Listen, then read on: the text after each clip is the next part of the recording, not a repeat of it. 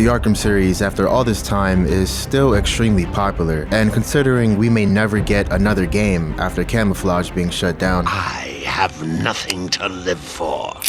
I thought we could all relive the very beginnings of this franchise and a fandom that barely yet existed by looking back at how fans reacted to Arkham Asylum's pre-release marketing from August 2008 all the way to August 2009, and even beyond that after its release. What was everyone saying about the Asylum itself? What did they think of the game's interpretations of Batman's classic rogues gallery? How did people react to the trailers and especially the demos when they could finally get their hands on the first entry of the greatest comic book game franchise? Today, you're gonna see all kinds of reactions, both good and bad, to the revolutionary game Rocksteady was cooking up. And speaking of Rocksteady, I'm trying to pass their official channel subscriber count by the end of June, so a quick tap of that subscribe button would be greatly appreciated. In August 2008, Game Informer released their September issue, and as soon as readers took a look at that front cover, they were met with something that clearly wanted their undivided attention. But it was only when they turned to page 62 that this new addition to the Batman franchise seemed different from what had previously been given to gamers. Before this point, the most recent Batman game released was Lego Batman, which was cool, and before that, the movie tie-in to Batman Begins, which wasn't exactly loved by the majority of fans and definitely didn't do for Batman what Spider-Man 2 did for Spider-Man. So as they kept turning the pages of the magazine, readers could tell this was something they were going to want to pay attention to. First reactions to the article were, unsurprisingly, met with praise with a little bit of skepticism. At this point, the game seemed to finally be what fans had hoped for years, drawing comparisons to BioShock, Riddick, and Zelda. And then there's this guy. Because this was prime Xbox Live days, very quickly, some started speculating on a potential multiplayer mode. Of course, this feature wouldn't make it into the series until Arkham Origins in 2013. So reading some of these posts really surprised me, as one guy perfectly described what later would be the online mode in that game. After the Batman Begins tie-in game, it's understandable people were glad Arkham Asylum wasn't connected to or bound by any movies, which would allow the game to be a much more original and curated experience, unlike the, at the time, delayed Dark Knight game, which was never in a good state during development and ultimately cancelled, though the independence of the game from the movies wasn't clear enough for some.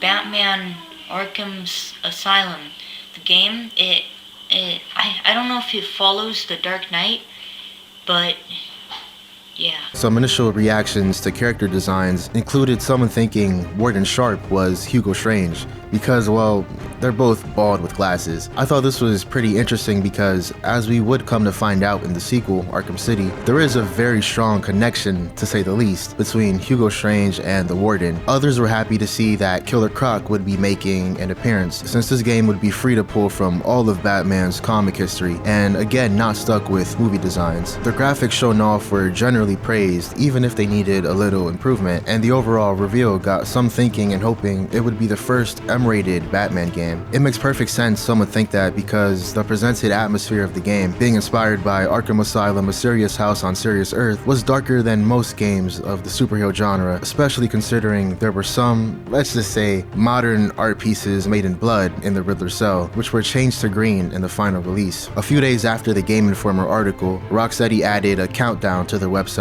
that would end with more information being revealed. Unfortunately, I wasn't able to get it working in the Wayback Machine, nor find any archived images of the countdown these people are talking about, but just based on what they're saying, the bat signal was used in some way, and even though the counter glitched out or something, it ended in the reveal of more images. Now, I don't know for sure exactly which images, but my first guess were these I found on this archive link of the official Arkham Asylum website from April 2009. I thought most likely the post-countdown images stayed up on the site throughout the game's marketing period until I paid more attention to my sources. I found this video from August 18th, 3 days after the countdown ended. It's a compilation of 16 screenshots, so this is as best of a guess to what images were revealed on August 15th as I can make. If you were there when all this was going down, let me know if I'm right about this in the comments. Even more comparisons between this game and BioShock were drawn, with some doubting the Asylum would be as immersive. With the exception of the armored batsuit, this game did not have alternate costumes for Batman, so I'm sure these guys were disappointed with that. I would agree with with this guy though, I don't think it would have been wise for Rocksteady to spend time on all these different outfits, as it could have possibly taken resources away from more important aspects, or at least distracted them from spending time on making sure the core systems of the gameplay were as good as they could get for the time. Of course, in later games, they would go ahead and make a ton of alternate costumes for almost every playable character, so maybe it wouldn't have been that much of a big deal. But at the same time, Asylum was built from the ground up, so unlike the other games, they probably couldn't justify using up time for skins. As the first trailer got closer, more fans went out of their way to make videos about the game, including screenshot breakdowns and even fan trailers. There was also more speculation on whether villains like Bane, the Mad Hatter, and Two-Face would be in the game, along with disses towards Robin and a lot of confusion regarding what genre the game would be. Quite a few people kept asking if the game would be an FPS, which would be a natural question to ask if you just discovered a studio that previously made an FPS is behind the first promising solo Batman game in years. The first trailer released for the game on November 24th, 2008, and didn't show too much besides taking you across various rooms throughout the asylum, focusing on the atmosphere, and a lot of people responded accordingly to the dark and creepy vibe the game was going for. Most liked it, but there's always those that just aren't feeling it, and some did wish it showed a bit more, especially when it comes to gameplay. Then in December, Rocksteady released another teaser trailer. In fact, this one was a bonus feature for the Dark Knight's DVD release. It is a bit seizure-inducing, but at least it shows way more of the actual game compared to the last one. People were generally more excited by this one, especially with Killer Croc showing up at the end. Someone brought attention to this Titan thug shown in an earlier version of the morgue. Of course, looking back, we know what these are, but that wasn't revealed at this point, and theories included him being a less mutated Killer Croc and even Doomsday. During the wait for the next trailer, there were some people really thinking the game wasn't going to be good, and someone overhyping the Riddler. Then when the third, and I personally think the best trailer for this game was released,